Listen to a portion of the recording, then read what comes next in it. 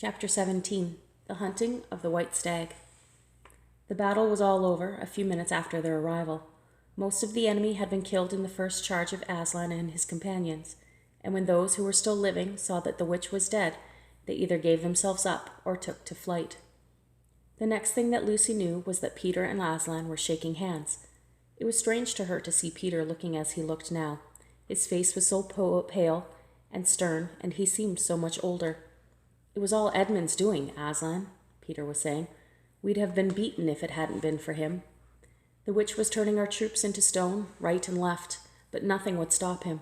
He fought his way through 3 ogres to where she was just turning one of your leopards into a statue, and when he reached her, he had sense to bring his sword smashing down on her wand, instead of trying to go for her directly and simply getting made a statue himself for his pains.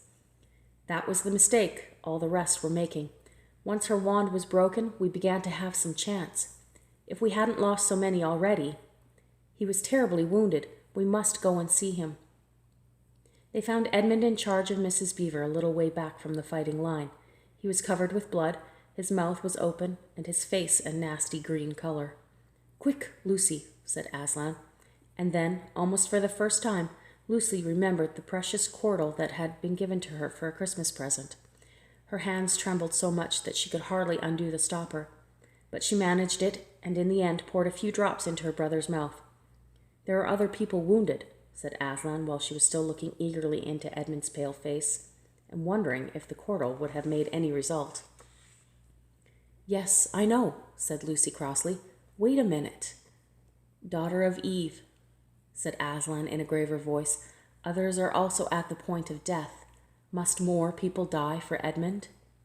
"I'm sorry, Aslan," said Lucy, getting up and going with him, and for the next half-hour they were busy, she attending to the wounded while he restored those who had been turned into stone. When at last she was free to come back to Edmund, she found him standing on his feet, and not only healed of his wounds, but looking better than she had seen him look, for ages. In fact, ever since his first term at that horrid school, which was where he had begun to go wrong. He had become his real old self again, and could look you in the face, and there on the field of battle, Aslan made him a knight. "Does he know," whispered Susie to Susan, "what Aslan did for him? Does he know what the arrangement was the witch really had?" "Hush, no, of course not," said Susan. "Oughtn't he be told?" said Lucy. "Surely not," said Susan. "It would be too awful for him. Think how you'd feel if you were he." "All the same, I think he ought to know," said Lucy. But at that moment they were interrupted. That night they slept where they were. How Aslan provided food for them all, I don't know.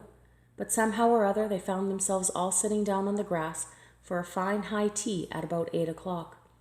The next day they began marching eastward down the side of the great river, and the next day after that, at about tea time, they actually reached the mouth. The castle of Cair Paravel, on its little hill, towered up above them. Before them were the sands, with rocks and little pools of salt water and seaweed, and the smell of the sea, and long miles of bluish-green waves breaking for ever and ever on the beach. And the cry of seagulls. Have you heard it? Can you remember? That evening after tea, the 4 children all managed to get down to the beach again, and get their shoes and stockings off and feel the sand between their toes. But next day was more solemn, for then, in the great hall of Cair Paravel, that wonderful hall with the ivory roof and the west wall hung with peacock's feathers, and the eastern door which looked towards the sea, in the presence of all their friends and to the sound of trumpets, Aslan solemnly crowned them and led them to the 4 thrones, amid deafening shouts of "Long live King Peter! Long live Queen Susan! Long live King Edmund! Long live Queen Lucy!" Once a king or queen in Narnia, always a king or queen. "Bear it well, sons of Adam. Bear it well, daughters of Eve," said Aslan. And through the eastern door, which was wide open, came the voices of the mermen and the mermaids swimming close to the shore and singing in honor of their new kings and queens. So the children sat on their thrones, and scepters were put in their hands, and they gave rewards and honors to all their friends, to Tumnus the fawn, and to the beavers, and giant Rumbuffalin, to the leopards and the good centaurs, and to good dwarves, and to the lion. And that night there was a great feast in Carparavel, and revelry and dancing, and gold flashed and wine flowed, and answering to the music inside, but stranger, sweeter, and more piercing, came the music of the sea people. But amid all of these rejoicings, Aslan himself quietly slipped away. And when the kings and queens noticed that he wasn't there, they said nothing about it, for Mr. Beaver had warned him. He'll be coming and going, he had said. One day you'll see him, and another you won't. He doesn't like being tied down, and of course he has other countries to attend to. It's quite all right. He'll often drop in. Only you mustn't press him. He's wild, you know, not like a tame lion. And now, as you see, the story is nearly, but not quite, at an end. These 2 kings and 2 queens governed Narnia well, and long and happy was their reign. At first, much of their time was spent in seeking out the remnants of the White Witch's army and destroying them, and indeed, for a long time there would be news of evil things lurking in the wilder parts of the forest.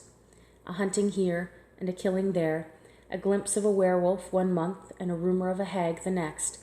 But in the end, all that foul brood was stamped out, and they made good laws and kept the peace, and saved good trees from being unnecessarily cut down, and liberated young dwarfs and young satyrs from being sent to school, and generally stopped busybodies and interferers, and encouraged ordinary people who wanted to live and let live.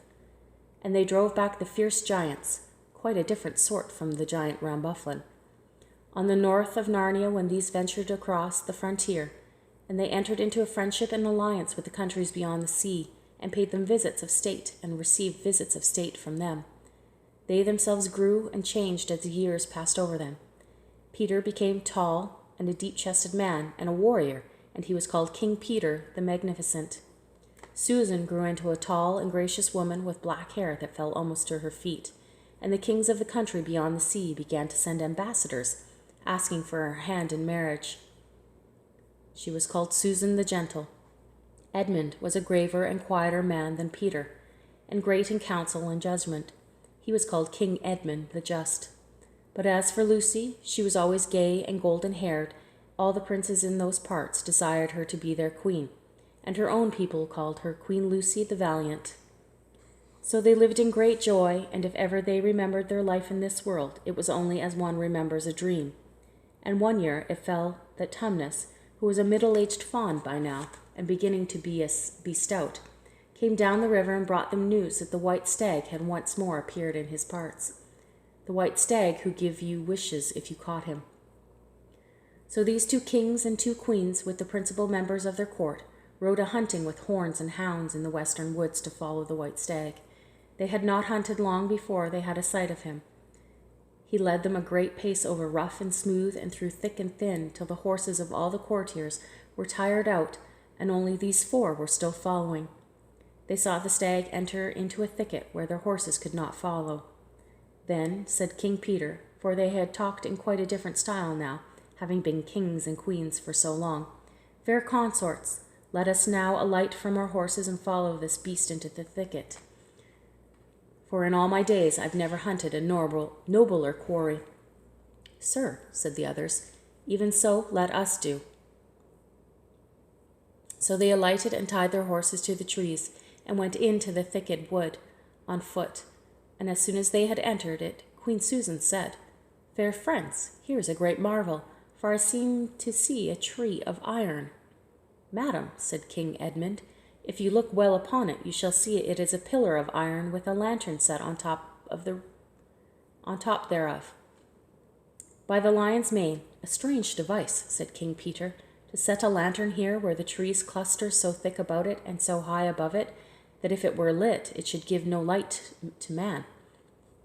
"Sir," said Queen Lucy, "by likelihood, when this post and this lamp were set here, there were smaller trees in the place, or fewer, or none, for this is a young wood, and the iron post is old." And they stood looking upon it. Then King Edmund said, "I know not how it is, but this lamp on the post worketh upon me strangely. It runs in my mind that I have seen the like before, as it were in a dream, or in the dream of a dream." "Sir," answered they all, "it is even so with us also." "And more," said Queen Lucy, for it will not go out of my mind that if we pass this post and lantern, either we shall find a strange adventure, or else some great change of our fortunes. Madam, said King Edmund, the like foreboding stirreth in my heart also. And in mine, fair brother, said King Peter, and in mine too, said Queen Susan.